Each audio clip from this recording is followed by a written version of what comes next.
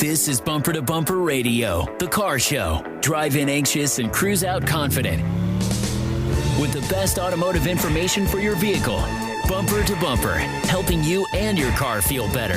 And now your hosts, Matt Allen and Dave Riccio. Well, good morning, everyone, and welcome to Bumper Radio. I am Dave Riccio, here along with Matt Allen, and we are your KTAR car guys, heard here every Saturday from 11 to noon. At Bumper to Bumper Radio, we are helping you, the motoring public, have a better overall car experience. Today we are talking about air condition, and we brought the family from Mesa Auto Works, Stan Sr., Stan Jr., the other brother. The Stans. The Stans are here with us, and we are talking about AC service. And any questions you might have about air conditioning service. I know I've got coupons in my mail every day saying, hey, I can get an AC service for $19.95 at Acme Auto Service and Brakes. And $19.95, I'm thinking, what am I going to get fixed for $19.95? Because last I checked, it took a lot more than $19.95 to check out an AC system. What are you thinking? Well, Dave, I mean, there's all kind. I guess first it depends on what kind of issue or kind of complaint you're having with your car. Is it blowing cool but not cold? Maybe it's cool in the morning, but then as it heat soaks and sits out in the sun all day, you get in the car and that sucker just won't cool down. Maybe you have hot air coming out of the dash when it should be cold air. Not just my AC doesn't blow cold, but it actually blows hot. That's one kind of problem maybe. Or maybe it doesn't blow at all. So these are all kind of air conditioning related issues. But the most common complaint that I think we get in my shop is my car, it just isn't as cool as it should be. It feels like it should be better. And you see these coupons, like you said, Dave, Acme Auto, $19.95, $28.95. Something doesn't register with me there. That is definitely a lost leader, big time. That's someone trying to get a car in there. Maybe. Is it a lost leader or is it a bait and switch? Well, it could be that too, right? Because it's that. I think that's the problem with the consumers. Everybody is geared towards wanting the better deal, and there's a misalignment of expectations. Well, talking to Stan and Jeremy before the show, and we're just talking about an AC. You know, someone comes in for an AC service on a car. Stan Jr., what are you going to be asking them if they're at your counter and say, hey, I think I want my air condition looked up? Well, I'm going to be asking what the symptoms are, what they're experiencing, and basically just try to get as much information from them as possible so I can fix their car correctly. And that information is key. We were talking before the show.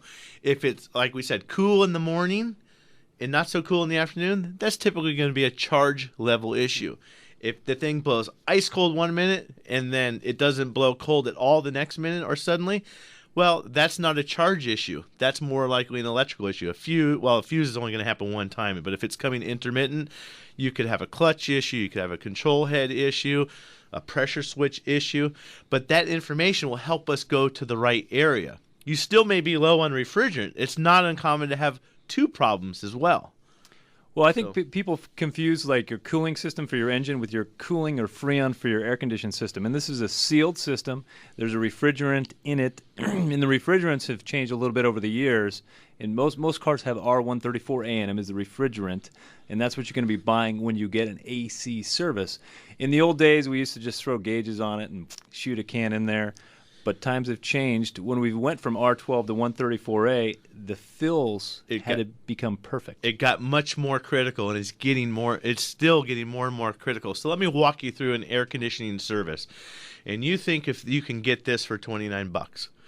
So you're going to come in, you're going to describe to the service advisor or the technician what's happening with your car. I, as the technician, I'm going to go out, I'm going to get in your car, I'm going to have my thermometer with me, I'm going to start it up, drive it, I'm going to put that thermometer in the dash, I'm going to record the vent temperature while we're driving. So after we've done that, depending on what I see with that vent temperature, if it's really nice and ice cold, it's going to maybe change the way I look at the car based on a car that is a little bit mediocre.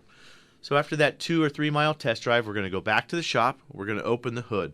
We're going to do a visual inspection. We're going to look at the lines, the connectors, the hoses, look down by the compressor, and look around and see if there's any obvious signs of oil leakage.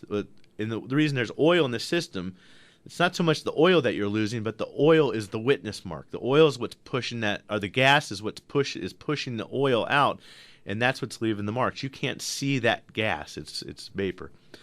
So after we've done that, if we don't see anything obvious, now we've got to hook up our machine. We're going to measure the pressures, see what the pressure is, and then depending on what's happening there, it's going to determine how we're going to service that system. If we think it's low, now we've got to recycle, recover all that refrigerant.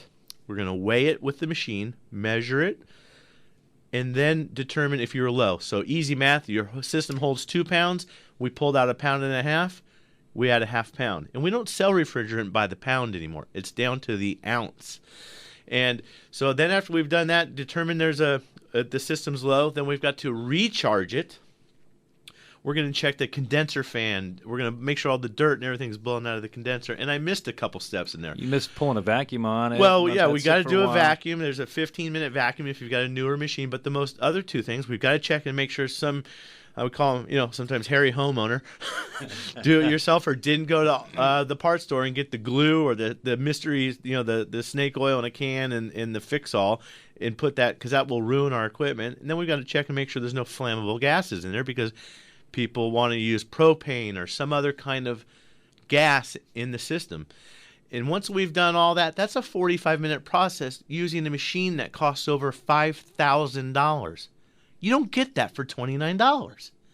The math just doesn't work. So I think that's where people need to be cautious. Well, talking to Jeremy before the show, in the old days we just topped off a little bit of Freon. Nowadays, everything gets in evacuate. Everything is, unless the car comes in, it's relatively low mileage. It's a couple, 2-3 years old. We're probably not going there. But if we got a system that's 4 or 5 years old, you said you're sucking the Freon all out. You're pulling a vacuum on it. What we call an evacuate and recharge. And maybe you want to touch on that a little bit. Well, we suck out all the Freon that's in the system, that's remaining in the system if it's low. And then we'd, like he said, we weigh it and everything, and then we'll suck it all into a vacuum after that. If we do find a leak, if there is a visual leak, we'll suck it down into a vacuum, and then there's a process in there that's a leak check, which sucks it down into a vacuum. It has to hold a vacuum for a certain amount of time at a certain level. If it doesn't, then there's still a leak present in the system. And then on top of that, but you can have something that will leak under vacuum, but it won't leak under pressure. Correct. Or you have something under pressure that won't leak under vacuum. And the other thing that we miss, Dave, is putting in dye. When we recharge that system, we're going to put a charge of dye in there, ultraviolet dye. So whether it's tomorrow, next week, next year, if that system develops a leak, we're going to be able to shortcut and find it with a dye light or an ultraviolet light to help pinpoint that. So sometimes and oftentimes this is not really a repair. This is a service or a diagnostic. It's a two-step. Well, yeah, that's the expectation as far as an AC service is that, you're going to go in, again, if it's a system that's 2 or 3 years old, there's probably really not much happening. We're going to throw the gauges on it. We're going to visually inspect everything. If the pressures look right, not a lot's going to happen. But when you get to a 3 and 4 year old system, we're starting to look for leaks and other issues. We are going to, do all those steps. The dye goes in it, but some of those cars within 2 weeks are blowing warm again. And you got to go back to the shop. But I don't want you to go back to the shop and be like, you sons of guns, I just paid you all this money and my car's blowing warm. That is to be expected, because we're not necessarily going to see the leak, and that's the whole point of the dye. The dye won't necessarily, if it's a small leak, it's not going to show up that day. It's got to circulate through the system for a week or two, and then it's got to come out. And you're going back. Yeah, and if the system's empty, we can charge it. At my shop, we use nitrogen. We'll boost up the pressure with nitrogen. It's a clean, dry gas. You're saying if it comes in completely empty. Yeah, because you don't want to waste refrigerant. You don't want that going in the environment and going into the ozone. So you don't just shoot a bunch of refrigerant in there and scramble to find the leaks. You've got to get it pressurized, pinpoint those leaks. So if you've got AC questions, any kind of car question, that's the whole purpose of this show, is to help you with your car. So if you want to get in touch with the show, don't be shy. Call us at 602-277-5827. It's 602-277-KTAR. You can also text at 411-923. And hopefully it's about air conditioning, but you can talk about whatever you want. It doesn't have to be about air conditioning. You are listening to Matt and Dave on Bumper to Bumper Radio. Well, welcome back to Bumper Radio. I am Dave Riccio here along with Matt Allen. And today we have the family from Mesa Auto Works, Stan Sr., Stan Jr., and Jeremy. I want to put a junior behind that, though, for some reason. So we were talking before the show, and I said, I want to tell everybody what a great shop you got out there, what a great family environment it is, everything like that. What can I tell people that's special about your shop? And Stan Sr. says, we're honest. And I said, Stan, that is a fantastic quality, but unfortunately the guys that are dishonest say they're honest.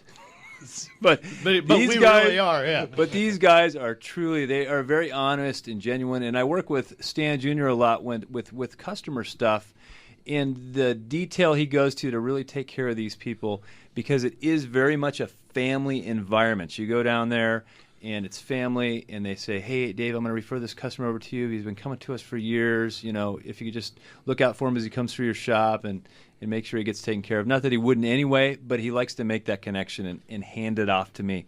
And I always appreciate that, because I know he's diligent to take care of his customers. Is there any, you guys ever go to blows over there? Is there a family feud going on, or who settles the score? I guess Stan Sr., when you put the hammer down, the buck stops with you when there's a dispute in the shop, or do you? As long as they're in my sight. Yeah, is that right? Yeah. Now, it may change. They may say, okay, Dad, yeah. And then I leave, and it's like, we ain't gonna do that. I get the feeling there's not many disputes over there. It's no. Not at all. Plugging along and doing the right thing. Ultra friendly, and a lot of their history is really in Volvos, but you guys really work on all makes and models.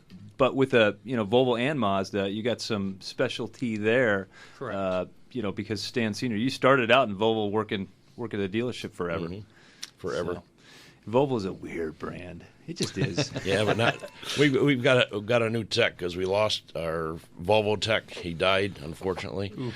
And we got a new guy, and he used to teach the Volvo techs. And he knows all the ins and outs now. I've talked to him a couple times. He's pretty smart. So what you're saying is, if you've got a Volvo, you want to that's the guy to call. Yeah. And we've got two Volvo specialists on the Bumper to Bumper deal. Tanner in Central Phoenix, and you guys over there in East Valley that can handle anything, whether Volvo or not. So. Well, and just to reintroduce the show a little bit, Matt and I both own auto shops, and we're networked with a bunch of other great shop owners that we feel just have the right way of doing business and want to take care of people. Mesa Auto Works, you can find them at mesaautoworks.com, but really for a list of other great automotive shops in our network, bumpertobumperradio.com. And it looks like we got to get to the phones. I'm going to go with Jim in Gilbert. He's got a 2005, looks like Mercury Montego. Go ahead, Jim. You're on Bumper to Bumper Radio. Hey, good morning, guys. Thank you for taking my call. I got a 05 Mercury Montego Premier, and it'll blow cold air. It's not real cold, but only when I'm driving. When I stop at a light, it starts blowing warm air. And just want to know what you guys think that is. Okay, well, guys, Matt says, since I'm a transmission guy, that I can't answer this question. Well, we'll answer the question. I know you know the answer, Dave, but I'll tell you about that. If you're driving down the road as Joe customer and you see this AC special sign, $2 outside of a transmission shop that now suddenly is Auto Care Experts. Chances are they don't have the $5,000 machine you're talking about. Yeah, they might or they may not, or they just got one because now they're AC experts because the transmission business isn't going so well. Who knows? But on that Montego, that's a classic symptom of cold driving down the road and not so cold sitting still. So the question is, what's happening? When you stop, there is no airflow. You're going 60 miles an hour down the freeway or 45 on a surface street. You've got air running across the radiator and across the condenser. When you sit still or sitting at a stoplight, if the fan's not mechanically hooked to the engine and driven by the belts, you're going to have one or two electric fans, one to cool the radiator and a second one to cool the condenser off in the front of the car. The radiator one is only going to come on when the radiator temperature is high enough. Both of them will come on when commanded to do so by the air conditioner. So probably what's happening is you have a bad fan motor or some type of control for the condenser fan. If the car's overheating also sitting still, then maybe it's just that single fan.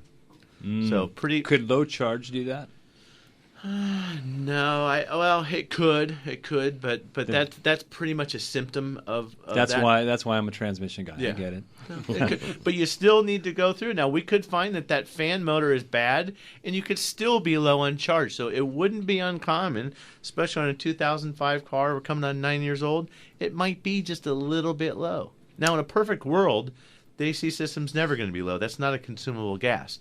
But they are going to leak a little bit every year. Thanks so much for the call, Jim. We're going to go with Bill in Scottsdale on a 2012 Ford Escape. Go ahead. You're on Bumper to Bumper Radio. Hey, good morning, guys. Hey, on my Ford Escape, I used to get about 27.8, 27.9 miles per gallon for my gas mileage. And a couple of weeks ago, I put new tires on the truck, and almost immediately I shot down to about 26.2. So I lost about a gallon and a half per mile, a mile and a half per gallon in my gas mileage. Is that normal? Well, I've heard that. I had a customer that had a Volkswagen TDI, and he knew his mileage like down to the 10th of a mile per gallon. It was like I said, the diesel, and he used to drive between Phoenix and Wisconsin constantly. He was an engineer, though, right? No, I don't know what he was, but he knew his mileage just because. I mean, if you're driving, he was running some serious miles on this car in a year. We're talking, 40, 50,000 miles. I don't know, running drugs. Who knows what he's going back and forth to Wisconsin. He went from his Michelin's to another brand and lost 3 miles a gallon. I said, no way. He went back to the tire store, got rid of the brand that he put on, another very high-quality brand, by the way, put on what he had on the car and got his fuel mileage right back. Do you believe that, Stan Sr.? Well, yeah, it's possible. But it's also, are you still getting your fuel at the same place? Because different gas stations have different quality of fuel, and that's going to ruin your mileage or make it better. The other thing I was thinking about, too, when he was asking the question was, in these cars, they kind of have a real-time estimated fuel mileage right there. And I always wonder if people are checking their mileage against how many gallons did I put in it and how far did I drive? Are they doing the math? Well, truly doing the math. But even if you're not, if you're still watching that gauge, if nothing else changed but the tires, do you think it's if possible it walks like a duck?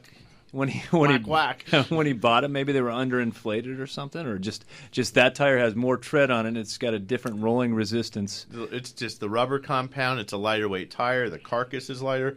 Who knows exactly what it is? But I'm telling you, that's the deal.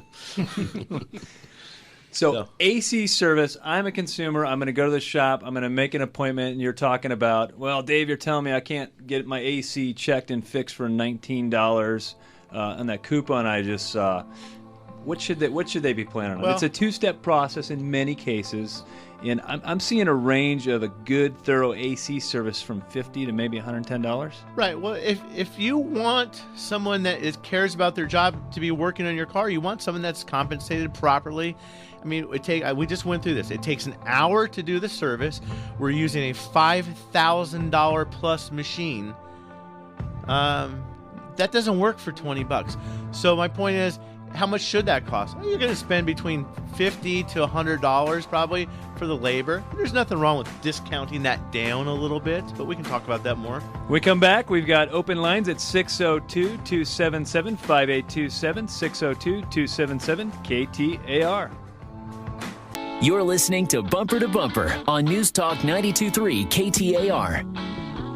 Well, welcome back to Bumper Radio. I am Dave Riccio here along with Matt Allen, and we've got the guys from Mesa Auto Works here with us. They are in Mesa, and you can find them at mesaautoworks.com. Are you in slow motion today, Dave? Well, I might be. We've got open lines at 602-277-5827.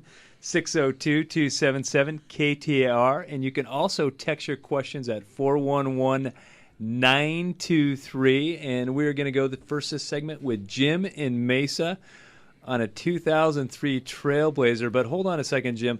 Matt is the guy that pauses when he's talking, and for him to be picking on me? Just saying. Go ahead, Jim. What can we help you with today?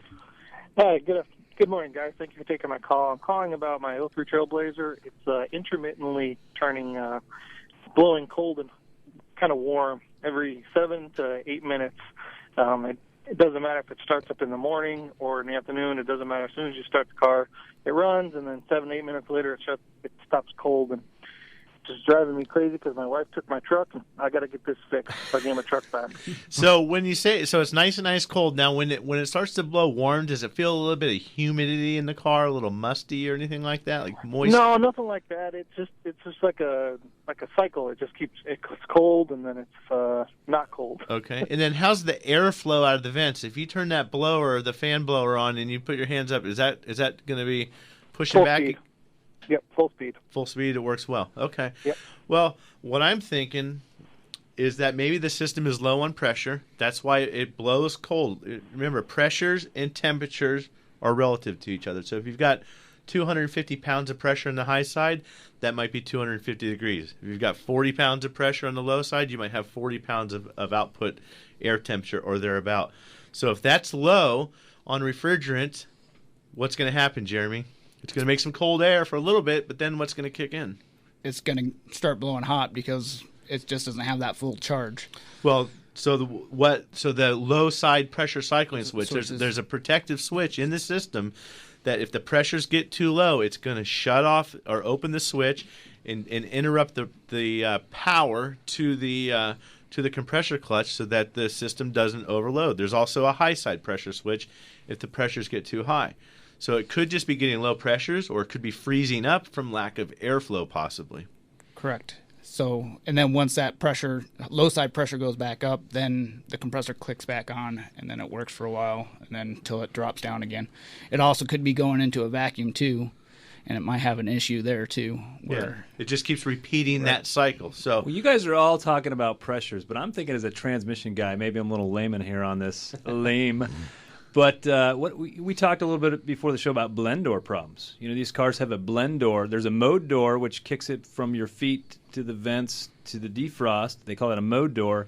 And there's a blend door, which is going to mix hot and cold air to get you the temperature you're looking for. That's why you can dial it into 78 degrees and put it on auto and just let it go. Yeah. In his case, though, I would say that it's more along the lines of a low charge issue. So, Jim, if you need a shop, Mesa Auto Works is not open today. Is that correct, guys? No, we are not. You're all three here, so you can't be open. But you can go down and use their tools today if you want. Yeah. Just kick that back door open. Don't worry about the alarm. But Mesa Auto Works is maybe in your area. Check them out at bumpertobumperradio.com and go in there and ask for one of the stands or Jeremy on Monday morning, and I bet they can help you. Well, let's go with Carmen in Mesa with a 2004 Mazda Protege. What can we help you with today, Carmen? Okay, well, I don't have an AC unit right now that's functioning, and I was given an estimate of $1,000 to get a new one. And I have a small income, so I have an opportunity to get a used condenser, and that it would be put into my car. And I'm wondering about the pros and cons of doing that versus getting a new one. Well, Dave's going to answer this question for you. He's over there. He's pointing at himself. He's ready to roll. Dave? Well, AC units are expensive. So, I mean, $1,000 isn't like abnormal. That could be a normal complete AC system. The only thing is that I get worried about when we're on a limited income and we want to save money. Here's the thing that I worry about. If we don't have money to do it the first time, we're certainly not going to have money to do it the second time. And I think we're taking a big chance going with used AC parts. Yes, but she said condenser. Okay? Now, $1,000 is not abnormal it depends on how the system fails, though.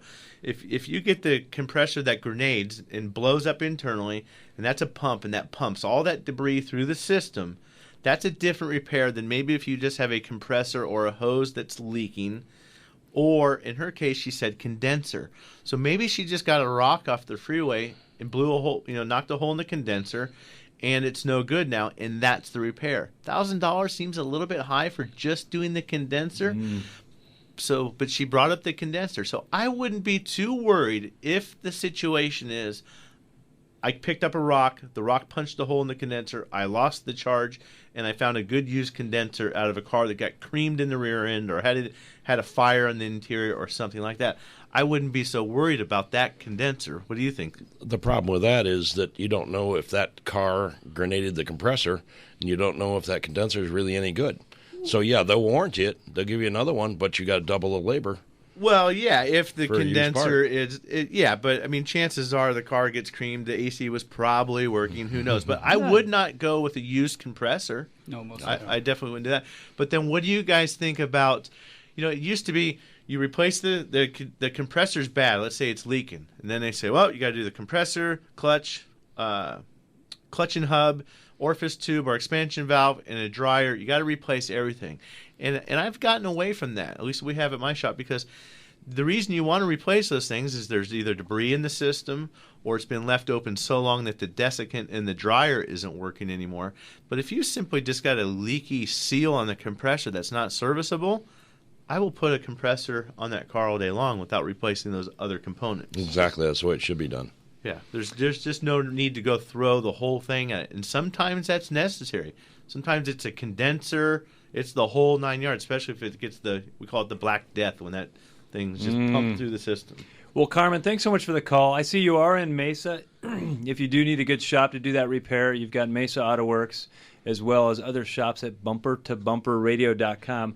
I've got a text here from a gentleman. He's got a 2005 Silverado 4.8-liter two-wheel drive, 275,000 miles on it, barely broken in, I guess.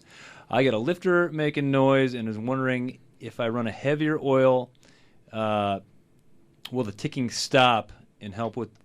He would appreciate it. Gary. Thanks, Gary. Come on, what do you guys think?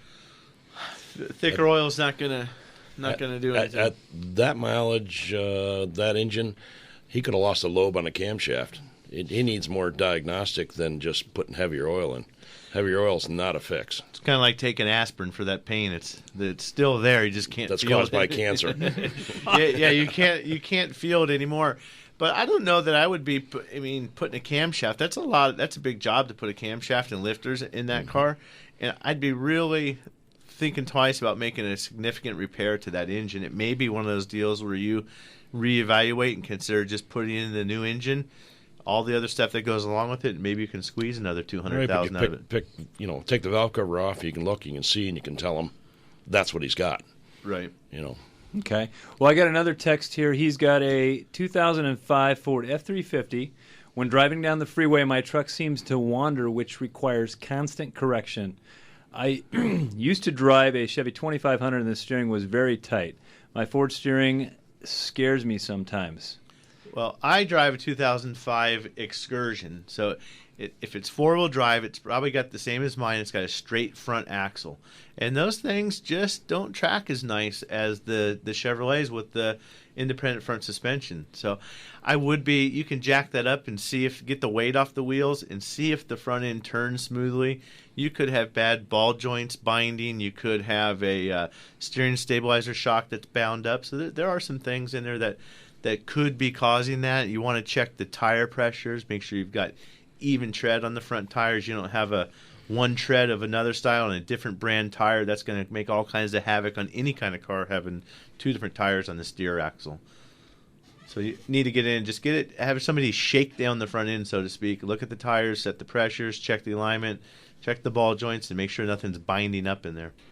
Well, I'm looking here. We got a bunch of texts here. I'll go through some of these. We've got someone, CRV AC repair, $2,300 all the time. CRVs. I hear a lot of people bad-mouthing CRVs for air conditioning. They've had some problems. They have, but in some cases, Honda's really stepped up to the plate and just actually reimbursed people for repairs. But they did have some issues a few years ago with CRVs, and I don't know why. Dave, there's another text. Dave, why is one condenser $100 and the other one is $350? Oh, and fantastic question. Jim Atkinson from Car Repair Company would be the best person to answer this question. But it's like a battery. It's like anything else. You get a steak. Well, there's a heck of a lot of difference between a steak from Durant's and one from Sizzler, or one from, just make your analogy, the $6 burger or the 99-cent Big Mac. There's a big difference. So the manufacturers spend millions and millions and millions of dollars getting these cars air conditioning systems dialed right in. And so the difference in the condensers, and I know Jim's done a lot of testing on this. He's on the board of the Mobile Air Conditioning Society and does a lot of work at his shop on air conditioning. There's difference between the number of fins per inch on the condenser. If it's cheaper, oftentimes it's because you're getting less. So there's a huge, huge difference between an aftermarket and an original equipment condenser or any air conditioning parts. And I always think you want new parts. When we come back, we've got open lines at 602-277-5827. 602-277-KTR. We're talking about air conditioning and anything you want to talk about in relation to your car. You listen to Matt and Dave, your KTR car guys, on Bumper to Bumper Radio. My pappy said, son, you're going to drive me to drinking if you don't stop driving that hot rod Lincoln. Bumper to Bumper on News Talk 92.3 KTAR. Well, welcome back to Bumper Radio. I'm Dave Riccio, here along with Matt Allen, and we are here hopefully lowering your anxiety when it comes to car repair or just keeping you in the know. So when you go in, you know what the heck you're talking about, you know what to ask for, you know what to tell them, all that communication stuff. We've also got the guys from Mesa Auto Works, Stan Sr., Stan Jr., and the other brother, Jeremy, are in with us. And they're here to help us help you with your car. And up first this segment, well, I want to talk about my Toyota Camry. My wife drives a Toyota Camry. She got in a car accident last year. I'm trying to see if I get Matt to diagnose it for me. But got in a car accident. It had ice-cold air. And now after the front end has been fixed, the AC got touched. And now the AC doesn't work so good. Okay. You got that look on your face, Dave. It doesn't work so good, huh?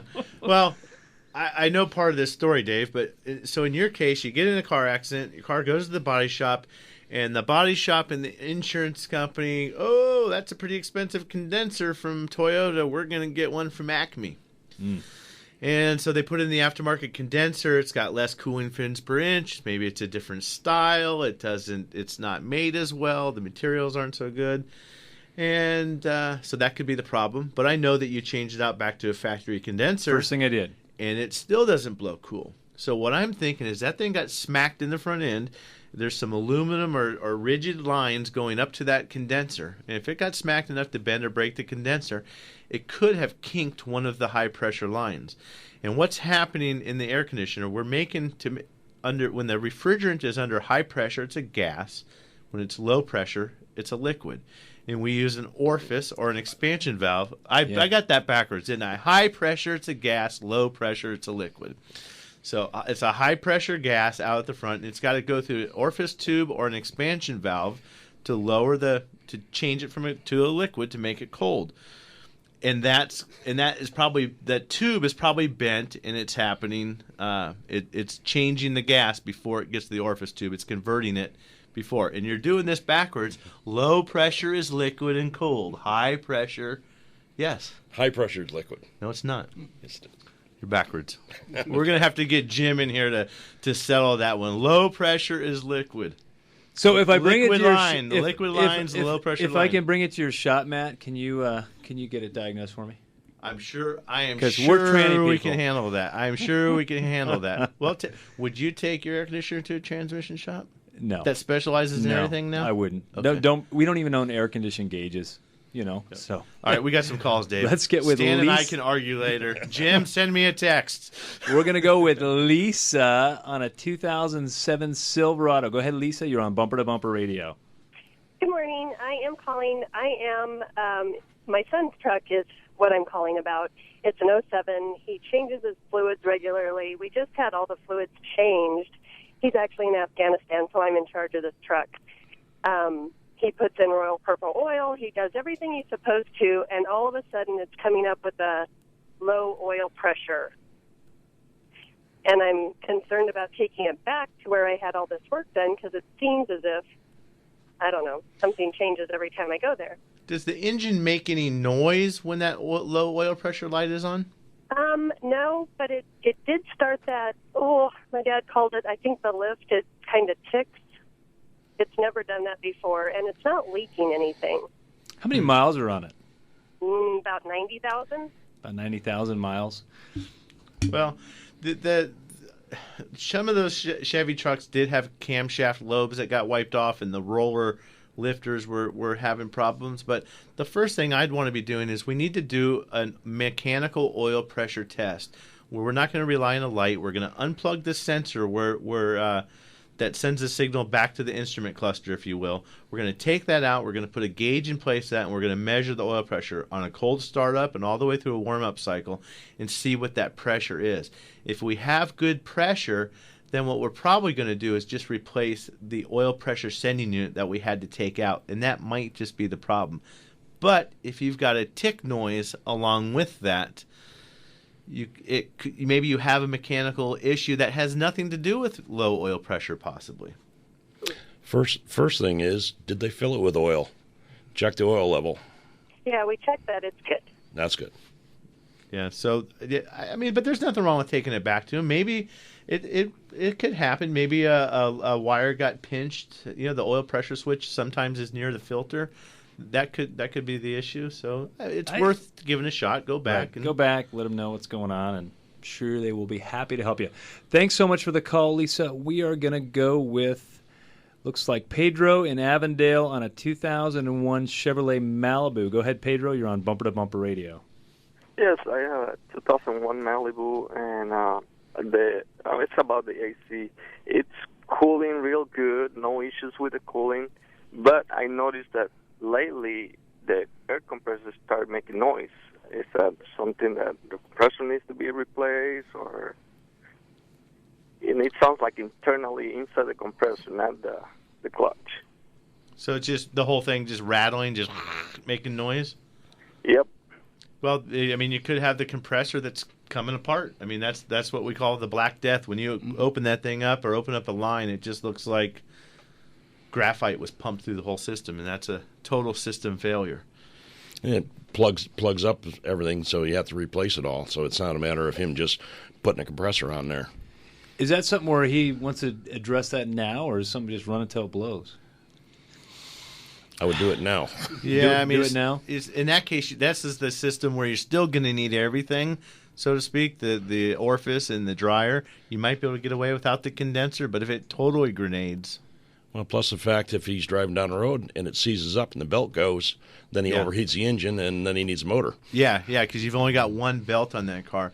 But the other thing that's important to check, too, is make sure that we've got good belt tensioners, make sure that the belts and the idlers are noisy, because we've had cases where people come in and say, oh, my air conditioning makes noise. Well, yeah, the car only makes that noise when you turn the air conditioner on, but you have to think of what's happening when that AC is turned on. It's loading the belt, it's loading the system more. All that belt and pulley system, you could have a balancer that's going bad. You could have other things. It doesn't necessarily mean it's the air conditioning compressor.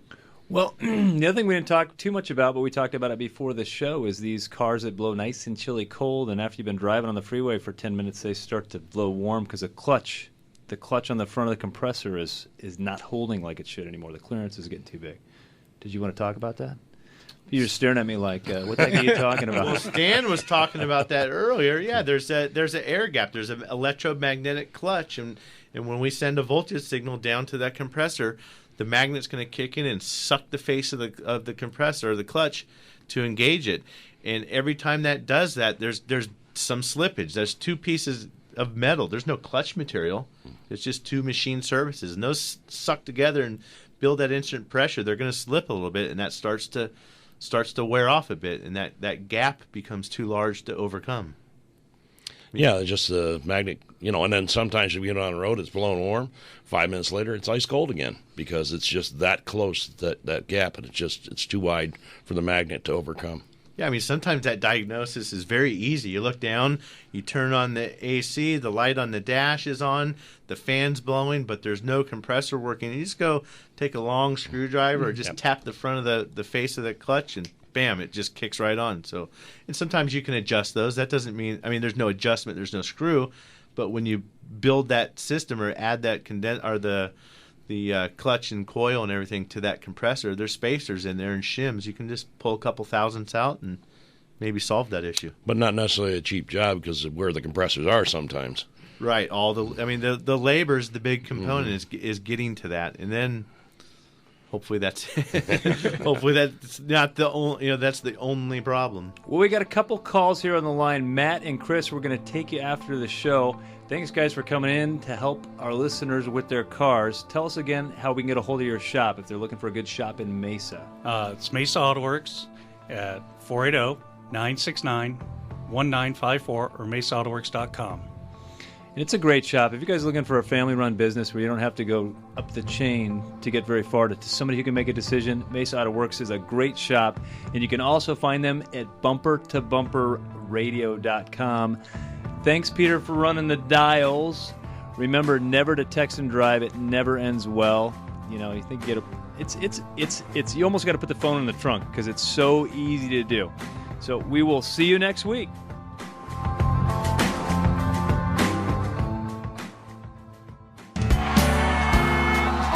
We're celebrating, and for good reason. Yep, 2014 marks the 20th anniversary of Kaiko Roofing here in the Valley, and they're proud and humbled to have been trusted for all these years by you, their loyal customers. Year after year, Kaiko has over 50% of their business coming from referrals or repeat customers, and 98% of the customers continue to say they would refer Kaiko to a friend or family member. For that loyalty and trust, we all want to say thank you. Kaiko is proud to install peace of mind by using only the finest materials with their most skilled workers, all backed by the industry's best owner's pride guarantee. If the roof on your home or business is over 10 years old, call Kaiko for a free checkup and financing options. 602-944-4600 or go to KaikoRoofing.com. They're crazy about quality. Hi, I'm Scott, General Manager with Whitey's Auto Repair here in South Scottsdale. We built a reputation for quality auto service and repair for over 45 years, and our customers have come to trust us for our recommendations. We value that trust, and that's why when it comes to transmissions, for the past several decades, we have been recommending Tri-City Transmission. They have yet to disappoint.